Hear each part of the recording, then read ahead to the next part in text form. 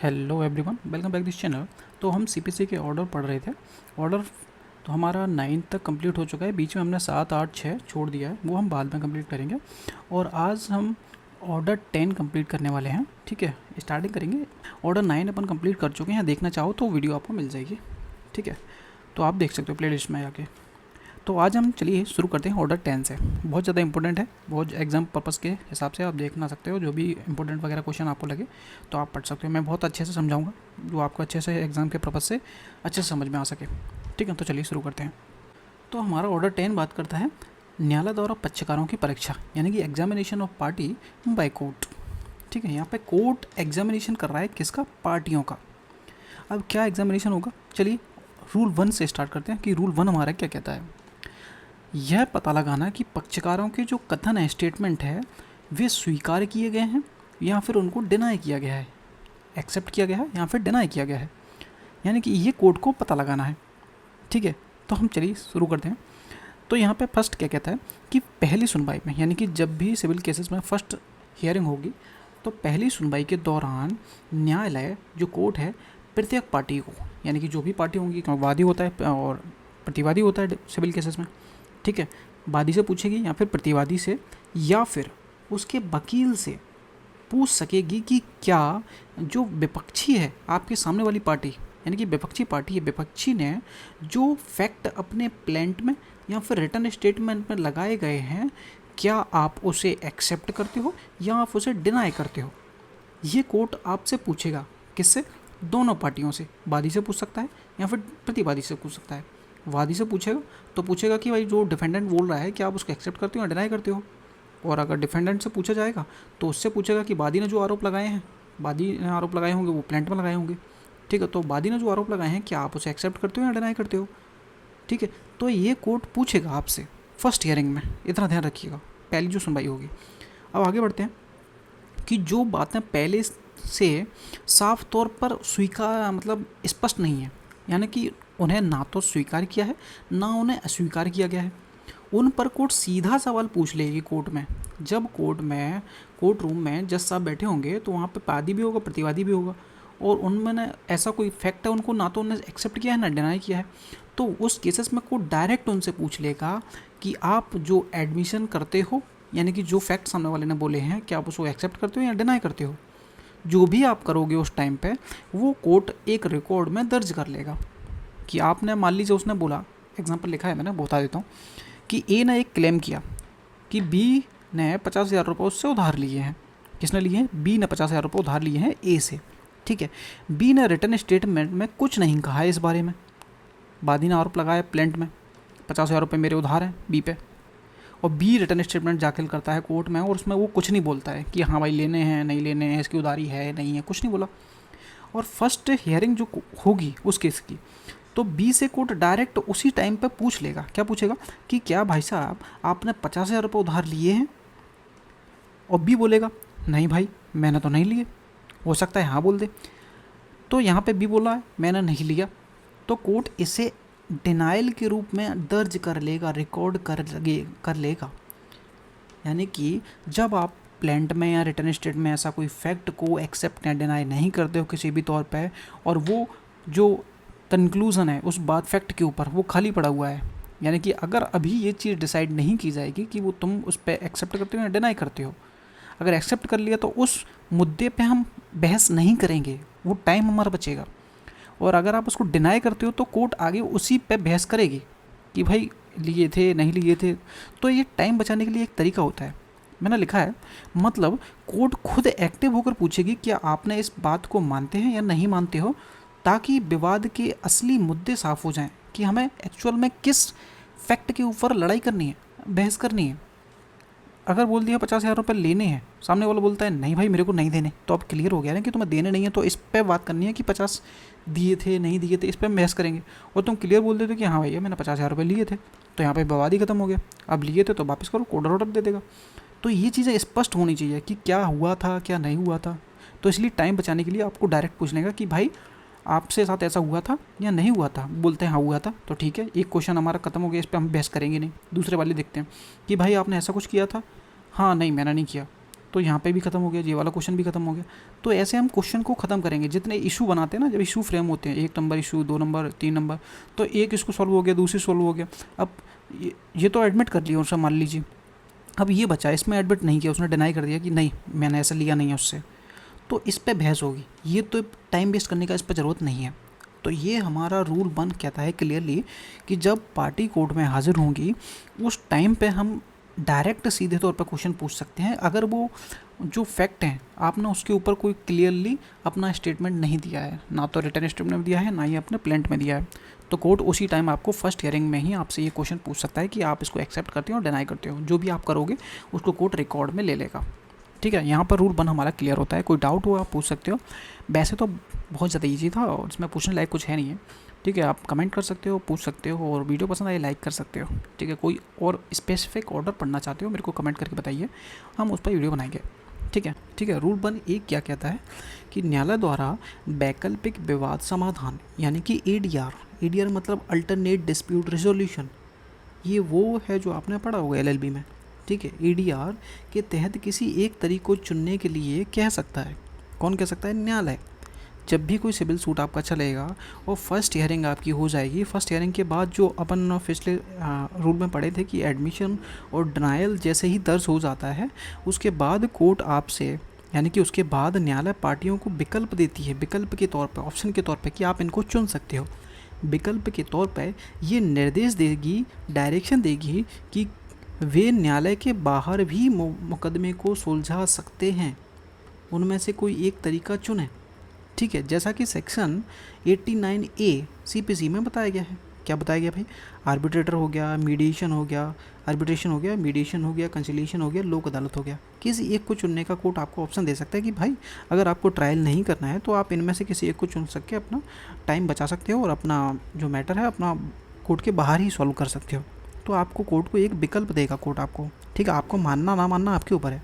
ठीक है, जब पार्टियों को किसी एक तरीके को चुन लेता है, यानी कि जब पार्टी हैं किसी एक तरीके को चुन लेती है, मान लीजिए उन्होंने मीडिएशन को चुन लिया, ठीक है, तो न्यायालय एक तारीख तय कर देगी, एक डेट दे देगी कि भाई आपको 20 मई को कोर्ट में हाज़िर होना है, यानी कि मीडिएटर के आगे हाजिर होना है। ठीक है, जिस दिन उन्हें उस फोरम, उस अथॉरिटी, उस फोरम जैसे कि मीडिएटर हो गया, आर्बिट्रेटर हो गया के सामने पेश होना होगा। एक कोर्ट डेट दे देगी। अगर आप इनमें से कोई एक ऑप्शन ले लेते हो कि हम अपना मैटर कोर्ट के बाहर सुलझाना चाहते हैं, हम मीडिएटर का, मीडिएशन का इस्तेमाल करना चाहते हैं, ठीक है, आपने मीडिएशन चुना तो कोर्ट एक आपको डेट दे देगा कि भाई 20 तारीख को मीडिएशन की जो मीडिएटर होगा उसके सामने आपको हाजिर होना है।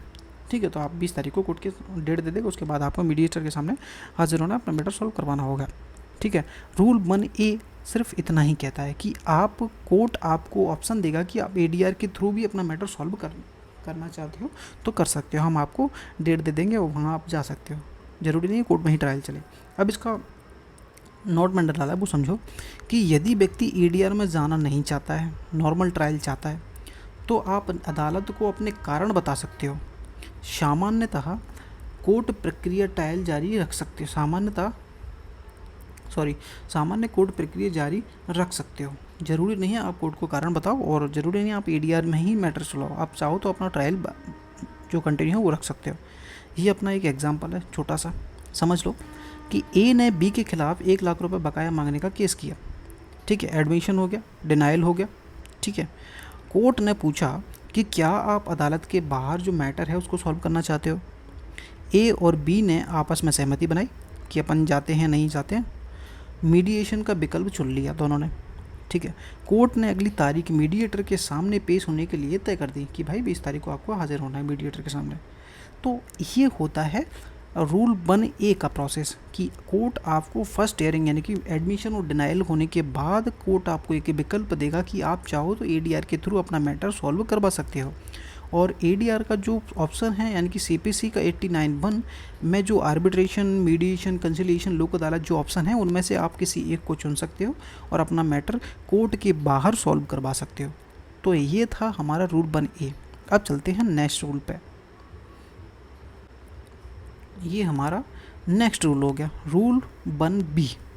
ठीक है, अब ये कहता है कि सुलह मंच या फिर अथॉरिटी के समक्ष हाजिर होना यानी कि अगर किसी वाद में रूल 1 हमने अभी जस्ट पढ़ा है, उसके तहत किसी अदालत के बाहर निपटारे के लिए, सेटलमेंट के लिए भेज दिया है कोर्ट ने, मान लीजिए, ठीक है, कोर्ट ने डायरेक्शन दे दी कि आप अपना मैटर आर्बिट्रेशन या कंसिलिएशन जो भी आपने चुना है उनके सामने सुलझाने के लिए आपको कोर्ट ने एक डेट दे दी थी 20 तारीख की, ठीक है। अब आप इनके पास आ चुके हो रूल 1B में, ठीक है, सेटलमेंट के लिए भेज दिया गया था। तो पार्टी जो हैं को उस फॉरम अथॉरिटी जो आपने चुना होगा, जो पार्टियों ने चुना होगा, उस फॉरम अथॉरिटी के सामने उपस्थित होना कंपलसरी है, अनिवार्य है आपको आना, ठीक है।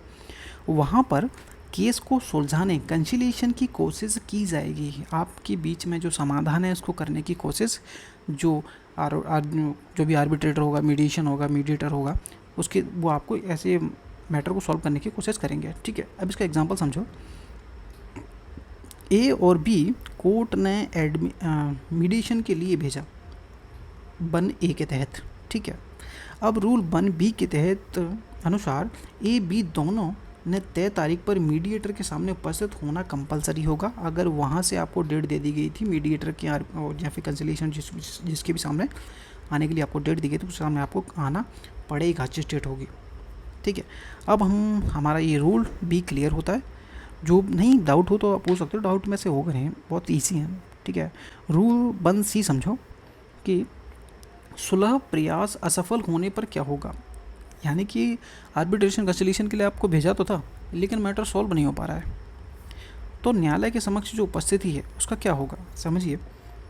अगर रूल 1A के तहत किसी वाद को न्यायालय के बाहर कंसिलिएशन के लिए भेजा गया था, और क्या होता है, और वहाँ के जो प्रिसाइडिंग ऑफिसर होगा, जो आपको जज कर रहा होगा, जैसे कि मीडिएटर हो गया, आर्बिट्रेटर हो गया, को यह लगता है कि न्याय के हित में, यानी कि इंटरेस्ट ऑफ जस्टिस, अब आगे सुलह की कोई कोशिश करना ठीक नहीं है, आपकी बन नहीं सकती, आपका मैटर कंसिलिएशन आर्बिट्रेशन के तहत सॉल्व नहीं हो सकता।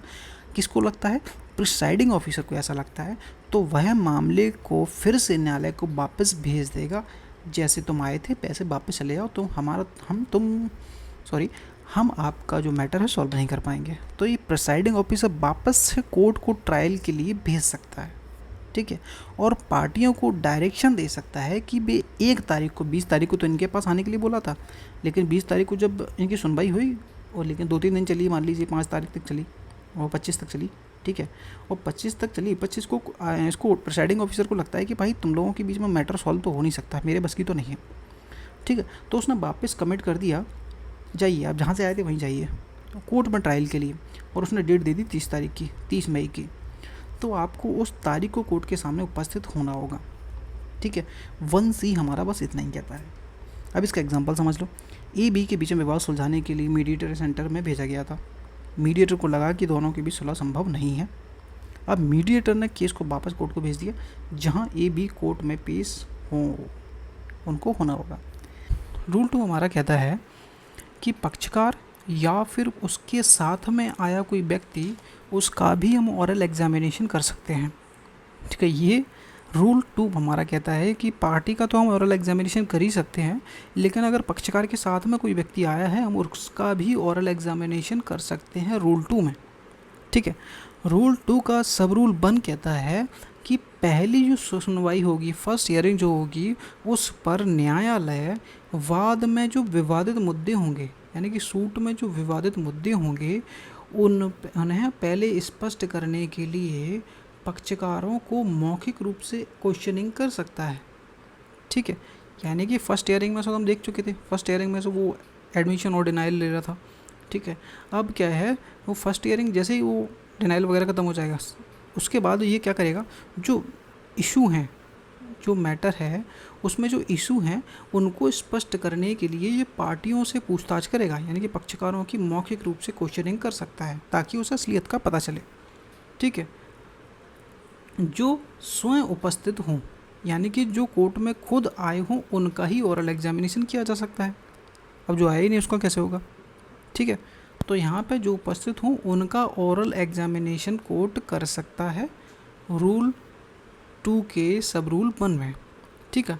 इसका बी वाला पॉइंट समझो कि न्यायालय किसी व्यक्ति को भी मौखिक रूप से परीक्षा ले सकती है। न्यायालय किसी ऐसे व्यक्ति को भी मौखिक रूप से परीक्षा ले सकती है जो पक्षकार या फिर उसके वकील के साथ में आया हो। ठीक है, वकील के साथ में आया हो या फिर पार्टी के साथ में आया हो, उनका भी एग्जामिनेशन कोर्ट ले सकता है जब कोर्ट को लगे कि वाद से जुड़ी हुई कोई महत्वपूर्ण जानकारी इस व्यक्ति के पास हो सकती है, तभी वो कोर्ट उस थर्ड पर्सन व्यक्ति से कोर्ट पूछताछ कर सकता है जो वकील के साथ या फिर पार्टी के साथ में कोर्ट में आए हों स्वयं।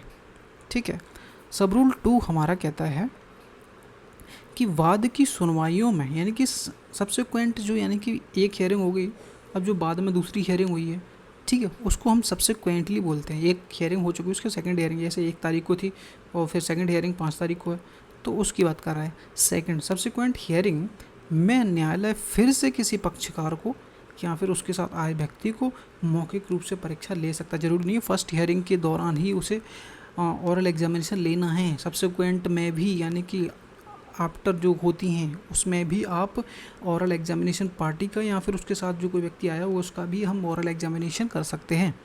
यहाँ पे क्लियरली रूल 2 के सब रूल 2 में अलाउ किया गया है। ठीक है, सब रूल 3 कहता है कि कोर्ट यदि चाहे तो दोनों पार्टियों के सुझाव, यानी कि वादी और प्रतिवादी कोई क्वेश्चन सजेस्ट करते हैं कि ऐसा क्वेश्चन पूछा जाना चाहिए, सवाल दोनों पक्षों द्वारा सुझाए गए सवाल भी पूछ सकती है अगर उसे ठीक लगता है। किसको? न्यायालय को ठीक लगता है तो वो इनके द्वारा सुझाए गए जो क्वेश्चन होंगे उनको भी पूछ सकता है। अब इसका एग्जांपल समझो, पूरा रूल 2 ही क्लियर हो जाएगा। ए और बी पार्टी हैं, इनके बीच में ज़मीन का विवाद चल रहा है। ठीक है, ए कोर्ट में उपस्थित है, हाजिर है कोर्ट में, और उसके साथ में उसका कोई भाई भी आया है। ठीक है, कोर्ट ने ए से कुछ मौखिक सवाल पूछे, जैसे कि क्या यह ज़मीन कितने समय से तुम्हारे कब्जे में है। ठीक है, फिर कोर्ट ए के भाई से भी सवाल पूछ सकता है क्योंकि वह सारी जानकारी उस टॉपिक पर रखता है, तो ये भी कोर्ट कर सकता है। ये रूल 2 हमारा यही बात करता है कि पार्टी का तो तुम ओरल एग्जामिनेशन कर ही सकते हो, उसके साथ में आए गए व्यक्ति का भी तुम ओरल एग्जामिनेशन कर सकते हो। ठीक है, फर्स्ट हियरिंग में जो विवादित मुद्दे होंगे उनको सॉल्व करना है, और उनको सॉल्व करने के लिए तुम पार्टी को क्वेश्चनिंग करोगे। ठीक है, और पार्टी के साथ में उसका कोई वकील है, वकील से भी कर सकते हो, उसके पार्टी से भी कर सकते हो, और वकील और पार्टी दोनों के साथ में यदि कोई थर्ड पर्सन भी आया है तुम उसका भी ओरल एग्जामिनेशन कर सकते हो। कब कर सकते हो? जब आपको उम्मीद हो कि वाद से जुड़ी हुई कोई महत्वपूर्ण जानकारी उस व्यक्ति से प्राप्त हो सकती है, तो आप थर्ड पर्सन जो व्यक्ति उसके साथ आया उससे क्वेश्चनिंग कर सकते हो, एग्जामिनेशन आप उसका कर सकते हो। और ज़रूरी नहीं है फर्स्ट हियरिंग में ही आप ऐसा कर सकते हो, सबसेक्वेंट हियरिंग में भी आप ऐसा कर सकते हो, अलाउ किया गया है। थर्ड सब रूल 3 कहता है कि दोनों पार्टियों के द्वारा पूछे गए सजेस्ट किए गए क्वेश्चन भी पूछे जा सकते हैं यदि कोर्ट को ठीक लगता है। तो ये हमारा रूल 2 यहाँ पर क्लियर होता है। कोई डाउट हो तो आप पूछ सकते हो। वीडियो पसंद आए वीडियो को लाइक कर सकते हो। अब नेक्स्ट रूल पे चलते हैं। रूल हमारा 3। रूल 3 बात करता है कि जांच का सार लेखबद्ध किया जाएगा, यानी कि जो भी जांच की जाएगी, इंक्वायरी की जाएगी, substance of examination to be written. ठीक है, समझो क्या है मैटर, कि जो भी मौखिक ओरल एग्जामिनेशन किया जाएगा न्यायालय के द्वारा, ऑर्डर 10 के रूल 2 के तहत जो हमने अभी जस्ट पढ़ा है, उसमें जितने भी ओरल एग्जामिनेशन होंगे उनके सब्सटेंस को, सारांश को न्यायालय खुद अपनी लैंग्वेज में तैयार करेगा, ना कि अपने क्लर्क या स्टाफ से करवाएगा।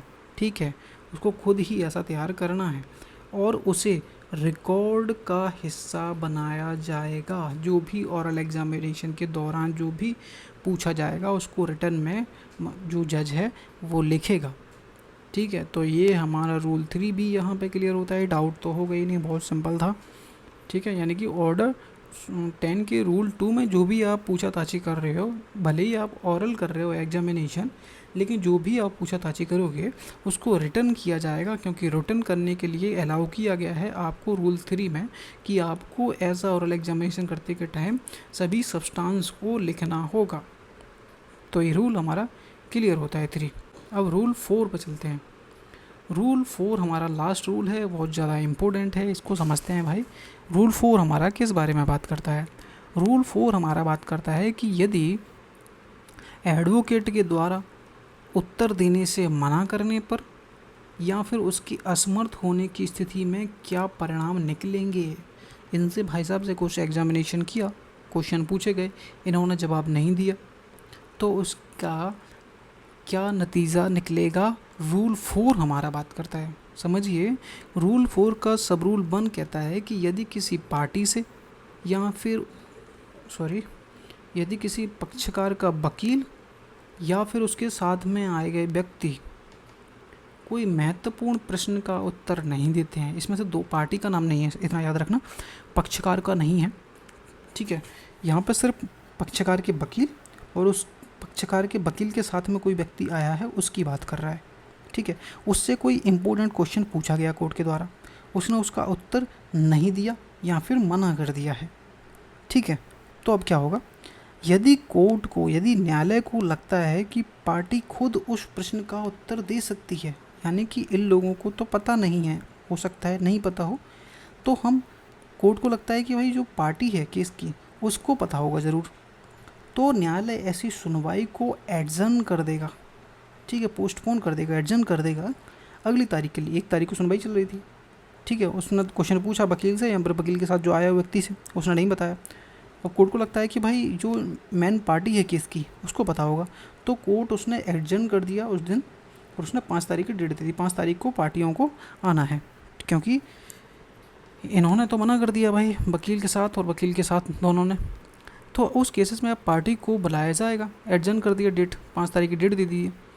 तो जो अगली डेट दी जाएगी वो पहली सुनवाई के दिन से अधिकतम 7 दिन के भीतर की होगी, यानी कि फर्स्ट हेयरिंग 1 तारीख को थी, 1 तारीख को बुलाया गया, वकील से पूछा गया, वकील के साथ आए गए व्यक्ति से भी पूछा गया, दोनों ने जवाब नहीं दिया, तो अगली डेट हम 7 तारीख से पहले की देंगे, ठीक है, क्योंकि यहाँ पर लिखा है 7 दिन से पहले, 7 दिन के भीतर की ऐसी अगली तारीख तय करेगा कोर्ट और आदेश देगा कि वह पार्टी, यानी कि जिनके बिहाफ पे ये लोग उपस्थित हुए थे, यानी कि पक्षकार और पक्षकार का वकील और उसका व्यक्ति उसके साथ आया था, जिसका वो प्रतिनिधित्व कर रहे थे, यानी कि जो पार्टी है उसको न्यायालय में हाजिर होने के लिए कोर्ट ऑर्डर करेगा।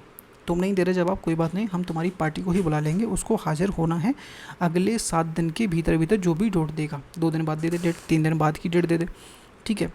तो फर्स्ट सब रूल हमारा क्लियर यही कहता है कि यदि वकील या फिर वकील के साथ आ गया व्यक्ति कोर्ट के द्वारा पूछे गए महत्वपूर्ण प्रश्न का उत्तर का जवाब नहीं देता है, तो उस केसेस में कोर्ट को लगता है कि इस जो केस का जो मेन पार्टी है उसको बुलाना ज़रूरी होगा इस प्रश्न का उत्तर जानने के लिए, तो वो जो उस दिन की डेट है उसको एडजर्न कर देगा और अगली तारीख दे देगा, और जो अगली तारीख दी जाएगी वो 7 दिन के भीतर की दी जाएगी, ठीक है, और उसको आदेश दिया जाएगा कि 7 दिन के भीतर जो डेट दी गई उस तारीख को हाजिर हो।